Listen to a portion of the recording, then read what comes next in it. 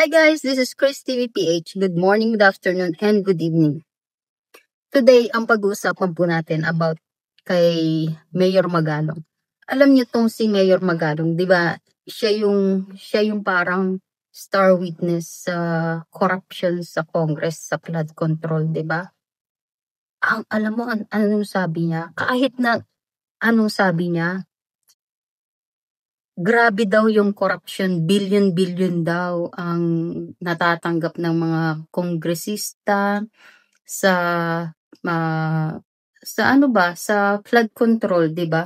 Ang mga kinikita nila halos daw hindi na kasya sa vaults, sa ano na daw, kumukuha na daw sila ng condo unit, tapos mga 3 bedroom, tapos yung isang bedroom gagawin nilang money room ang tawag, 'di ba?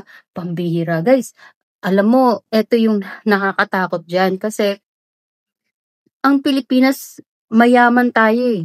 Mapera ang Pilipinas kaso lang gawa ng maraming kawatan sa gobyerno natin kaya tayo naghihirap. Kasi imbis na sa proyekto ng gobyerno ilaan ang pera ng bayan, ninanakaw. Mantakin mo, yung kwarto ginagawa ng room, money room, ang ginagawa na nilang money room kasi hindi na kasya sa vaults, hindi na sila gumagamit ng credit card, puro cash na ang ginagamit nila.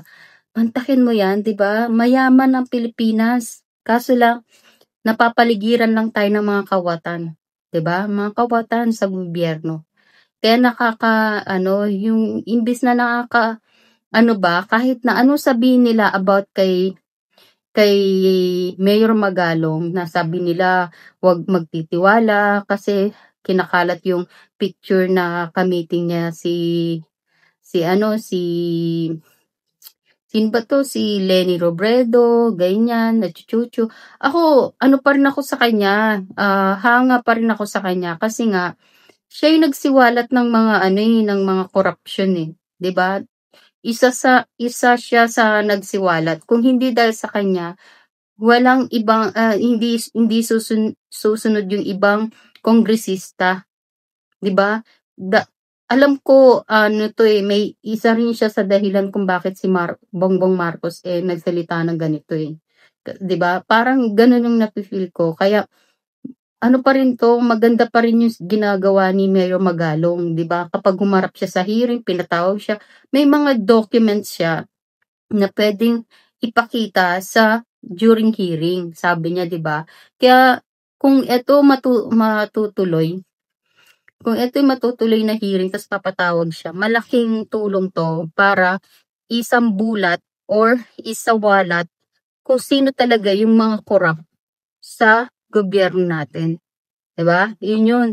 Kaya dapat talaga kung sakali man sabihin na natin si Mayor Magalong in the future maging kakampi niya yung mga dilawan or pinklawan, sa'kin bahala siya sa buhay niya kasi choice niya yan, 'di ba?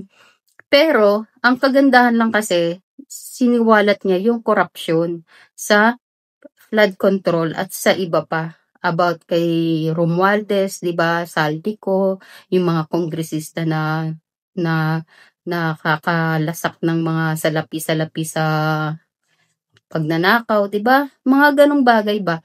Yan malaking tulong pa rin yan, yung ginagawa ni Mayor Magalong.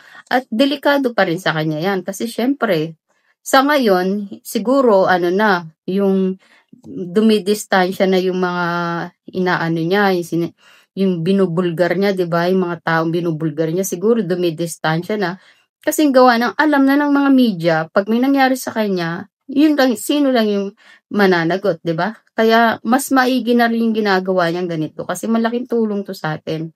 Malaking tulong 'to sa mga tao para mamulat sa next na botohan, alam na ng mga tao kung sino yung iboboto nila at hindi. 'Di ba? Kung sino yung kawatan at hindi. Ganun lang yun, 'di ba? Yun lang guys. Thank you for watching. This is Chris TVPH. Don't forget to like and subscribe to my YouTube channel. Bye!